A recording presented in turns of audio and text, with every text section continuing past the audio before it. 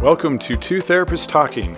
The hope for this podcast is to talk about important issues related to couples and individuals who are struggling in their lives with many different issues. I'm David Thompson, a marriage and family therapist. And I'm Sherry Christensen, marriage and family therapist. Please join us as we explore these issues together, and we hope you will learn and be enlightened along the way. Come find us at twotherapisttalking.com. If you like what you're hearing, please get on and rate us and subscribe to the podcast.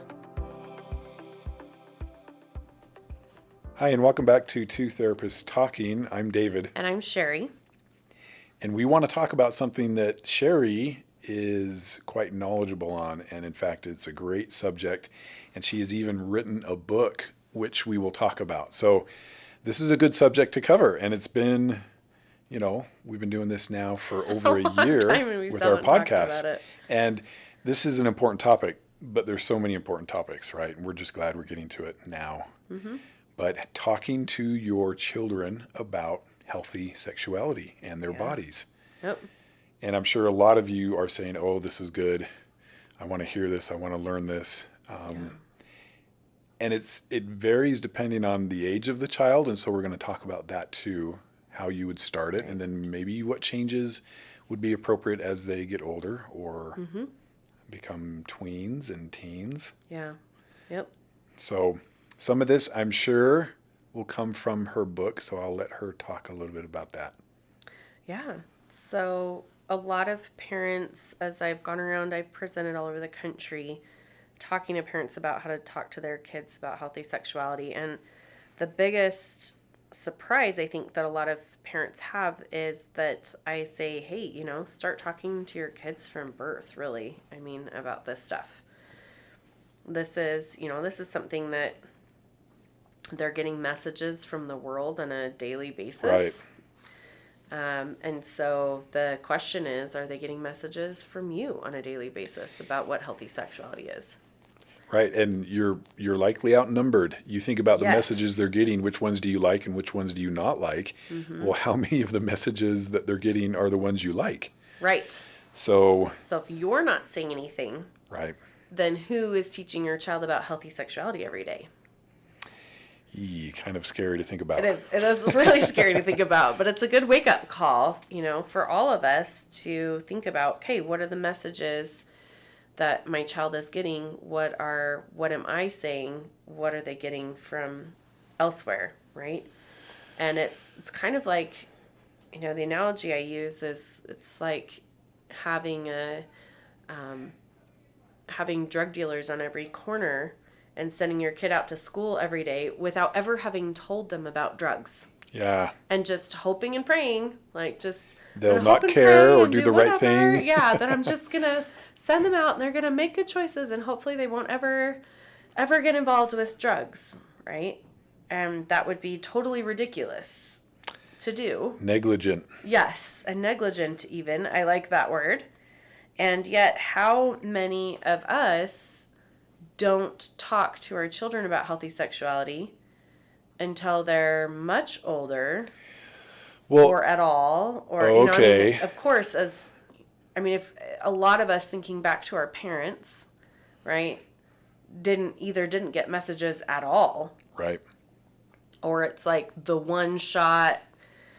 Birds and the bees, and now we will never ever talk about this again. Never again. And of course, again, we're sort of biased because we see people come into our office to talk about therapy who are in distress or overcoming issues. So we don't talk to everybody regularly, but the ones we do, it is a very common theme. Well, what about sexuality with your parents? What did they talk about? What did you learn growing up? Mm-hmm.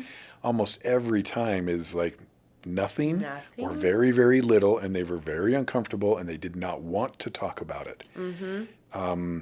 Which is not really that is across the board what you see with pretty much everyone. I believe it. So here we are as parents trying to figure out how to do this with our kids without having any experience except for very awkward, uncomfortable, skim, move on and never talk about this again. type Which of a is thing. so sad when you think about it. It As is. big of an It's issue so- as this is, and as much as they're seeing and hearing, Yes. and for us to be fearful or insecure about talking to them about it, Uh-huh. what a disservice to them when they have Yes. all this information coming in and no way to filter it, maybe Mm-hmm. no one to talk to about it, except friends who, well, may not be the best influence. And the internet, that's the number And the one internet. source Yeah. for children who are looking for information about sexuality. That is the actual number one source that they go to. And so look at all the messages they're going to get there, right? And then they're bombarded by stuff, and then they don't know what to believe, and they can't talk to their parents because their parents clearly don't want to talk about sex and super uncomfortable and weird, and so they're never going to talk to them about it. And so then they're getting all of this unhealthy and false information, and then the curiosity, and they're getting pulled into all of that because it's arousing and enticing and interesting and all of that, and then they're stuck, you know. It's a real good place to get sucked in.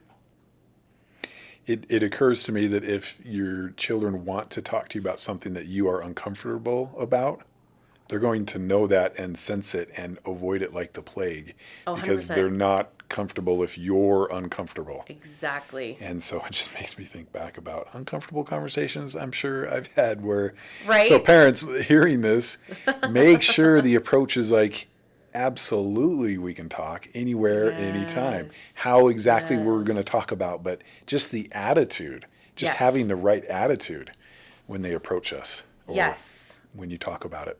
It's so, so true. Yes, I've heard people talk about their experiences and their parents' uncomfortability with things, and literally the words like, I thought, well, I'm definitely never talking to them about this again, Yep. right? Because they can sense it, they can feel it off of you, and it's like, oh, I just had a question and I didn't know how this worked, but clearly this is not where I am supposed to be coming. Yeah, that is the to- message, isn't it? Yes. You're not supposed to be doing this. Yeah, I'm not Yeah. supposed to be asking these questions, which is horrible. We Yeah. want our children to be asking these questions, and we want them to be asking us Yeah. and not Google. Right? Ooh, doesn't it just make And you not sick friends. to think about that? It's true. Asking Google. Asking Google, but that Yee. is again Yeah. the number one, statistically speaking, the number one place that kids go, Yeah. because their parents get weird, and Google doesn't get weird. It just pops out. Yep. It gets weird in a different Google way. doesn't right? care. Yeah. But they get the information, right? It's not the oftentimes anywhere near the correct information, but they're getting information. So we want to be the number one go-to for our kids when Oh, we're for talking sure. about these things. And that means that we have to be comfortable talking about these things.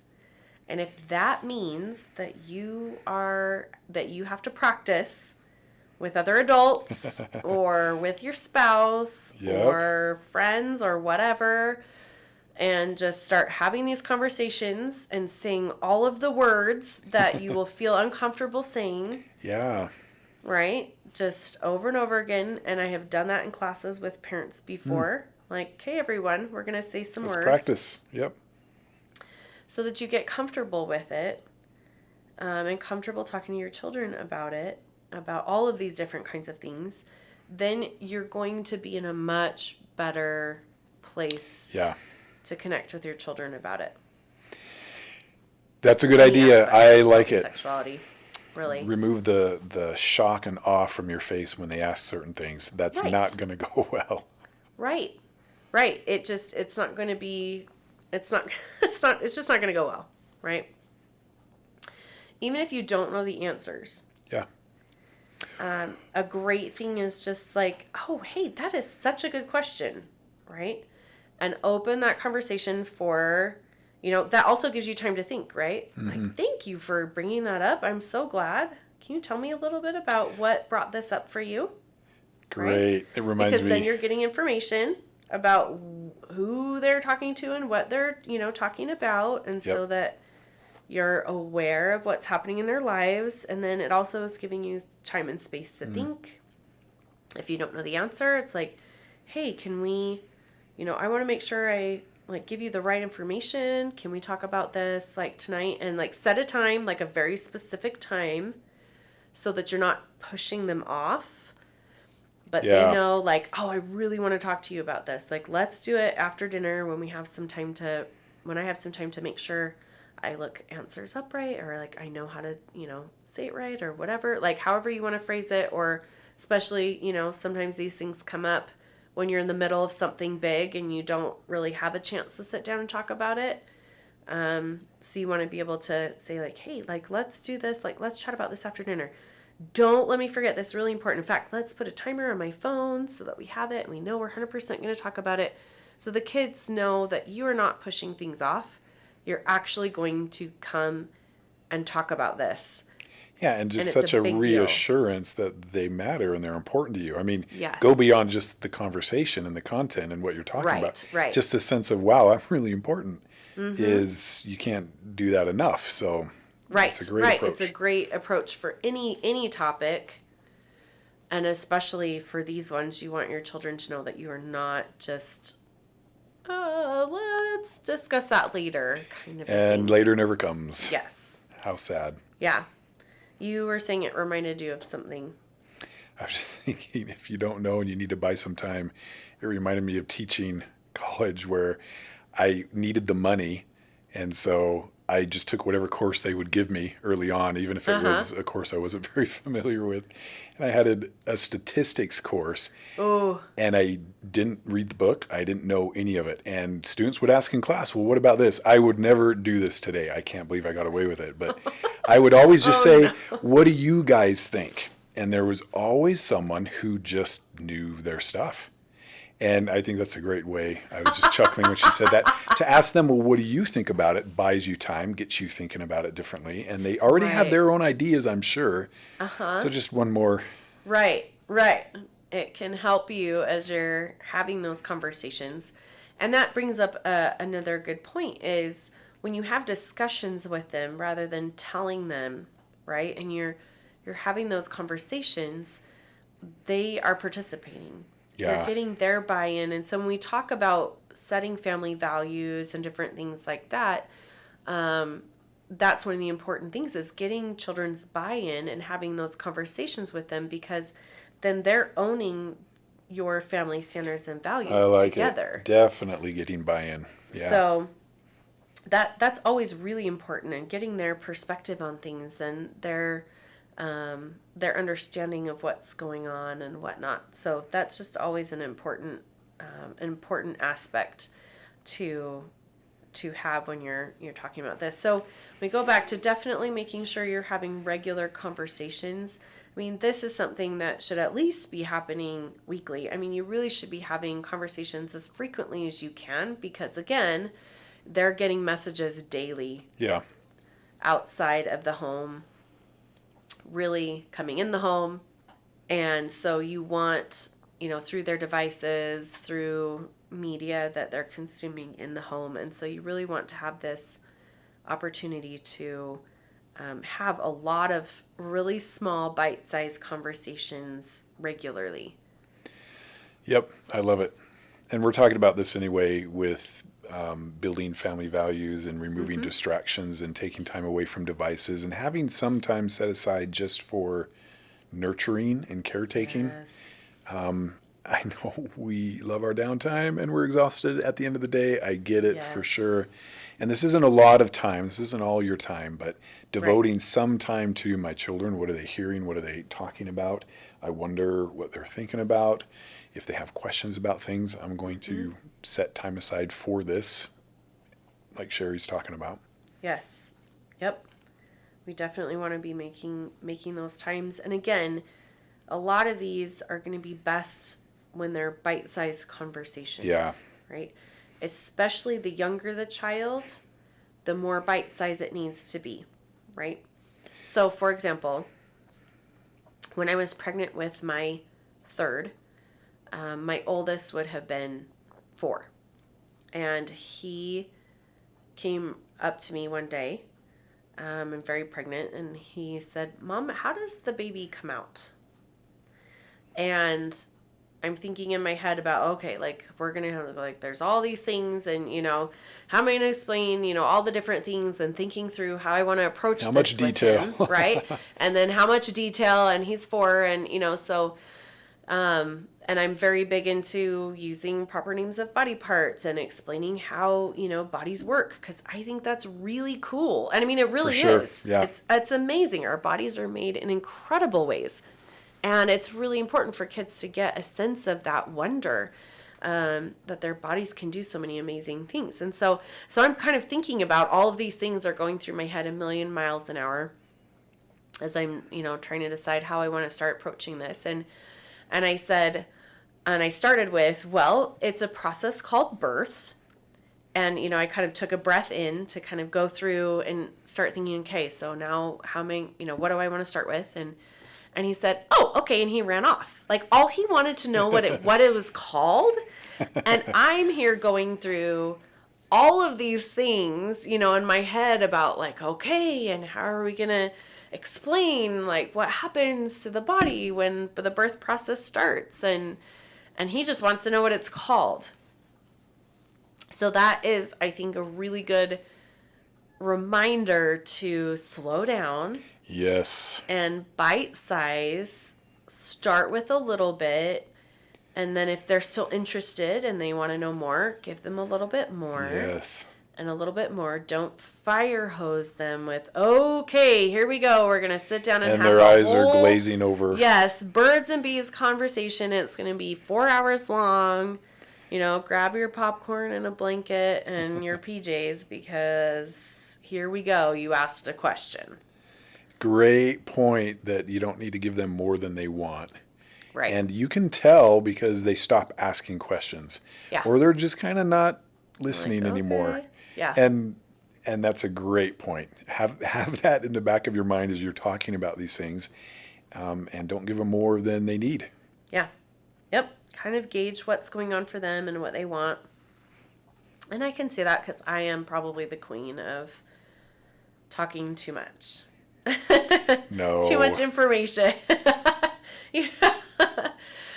Just like, oh, and then there's this cool thing, and they're like, I really am done, whatever the topic is. I They're get looking really at their excited watch. about things. Yes. Yeah. So, bite-sized pieces of information, especially the younger that they are. Yeah. That's where you want to be. So as we're starting these conversations, again, this is going to be several episodes long, but this is kind of the intro to how are we going to start to introduce this concept to our children. Or if hopefully you've already been having these conversations, but if you haven't, then this is how do I start this, right? Understanding that there are ways to start this from birth, that these conversations should be regular, commonplace, something that is just a normal part of life type of conversations, right? It's not like we need to sit down and have a special moment on Sunday in our Sunday dress. That everybody resists after a while. Yeah. Yes. This is just casual. Some of the best places to do this are while you're gardening or while you're driving your car, because it becomes very commonplace, normal. This is just what we talk about because that's what you want your kids to believe about this topic. This is a commonplace topic I can always come to my parents about no matter what's going on, no matter if we're in carpool or if we're, doing yard work. You want them to have that very comfortable feeling around it. And sometimes when you're talking about some of these things, they might feel a little uncomfortable, and you might still feel uncomfortable in trying to figure out how to feel more comfortable. And again, so when you're doing things like yard work and driving the car, things like that, you're not, okay, we're sitting down staring each other in the eyeballs, right? You're doing something else. You're making dinner, it's a little bit more of a free flow, and it can be that'll always work better anyway, right? Yeah, it's easier to bring up if you're doing more something else, you'll talk about it differently. Yeah. So that's a really good thing to consider. So you want these to be very commonplace and very common. So regular. You want to have these bite-sized pieces of information that you're sharing. Again, the smaller, the more bite-sized. So obviously, if you're talking to a teenager about abortion and things like that, you might actually be having a fairly in-depth conversation. Right. But definitely watch for their cues of what they're comfortable with. Do they just want to know what the process was called? Or do they want to know all the ins and outs of how birth actually occurs? I guess no pun intended there. How the baby is coming out, right? And then be comfortable with it yourself. Practice with all of these different things, with whatever it is you're bringing up with them. Practice that topic. Be comfortable using names of body parts. Be comfortable talking about processes, and just very matter of fact. Like, this is just, it's interesting how worked up we get about this subject, I think. It's really fascinating to me. I remember in college even thinking how easy it was for people to talk about sexuality in inappropriate ways, and how completely incapable people were of talking about it in appropriate ways. Yeah. It's just, if we start talking about like appropriate sexuality, it was like, and nobody can even talk, and like everybody's like, oh, this is so uncomfortable, right? But Yeah. when we were talking, when people are making dirty jokes, or like, talking about sleeping with people and whatever, it was just so free flowing and so easy to talk about. And I remember thinking, this is very odd. Yeah, it is odd. And really should cause us concern. Yeah, it should. Right? Because we can see that with children today, right? You can see that with kids. It's like, haha, like we can make these dirty jokes, but if you start talking about it in appropriate or healthy ways, it's like, oh, stop, like, we can't talk about this. It's so uncomfortable. Which is so sad, right? Because it is such a great thing, but it gets bent into this weird thing. Right. And if we're not careful, they don't have any template at all for it being okay. Yes. And not weird. Yes. So they get really the unhealthy is okay to talk about. Like, that's fine to talk about. And inappropriate and unhealthy ways of discussing it. Or it's like really bad. Yeah. Right? Yeah. I think a lot of people in our generation got that message that sex was bad, bad, right? Or, if you did anything around it, it was super bad. And then, I don't know how many women I've counseled that then they're like, and then I got married and it's supposed to be like, but I don't have any concept of it. I don't know what it is or what's going on. And yet, and I've been told it was bad my whole life, and now it's like, yay, you're good. And guess what? It still feels bad. Feels bad. Yeah. And then when I'm doing all this trauma work with them, trying to help them to be aware of their bodies and to own their own sexuality, which is really an awesome thing, and they should have a very good sense of their own sexuality and love it. And their husbands are confused. Because it's way more natural for them, and they're like, what is going on with this? And if you're not sure why, it tends to be way more natural for men. Again, go back to our sexuality podcast where we talk about the difference between men and women. Yep. And that men are constantly coming into contact with their sexual organs all the time, and women aren't. And we also have a very societal... double standard where it's totally acceptable for men to talk about and for boys to talk about these things, and it's not for women. Right. And so oftentimes, in our generation and older, women go into marriage having absolutely no concept about anything.